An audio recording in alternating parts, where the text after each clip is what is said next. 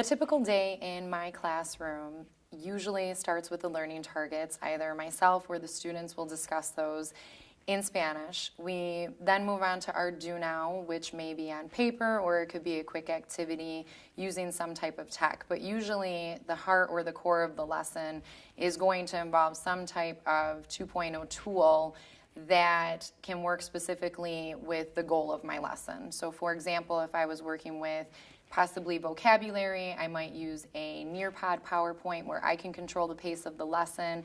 I can ask students questions throughout the lesson.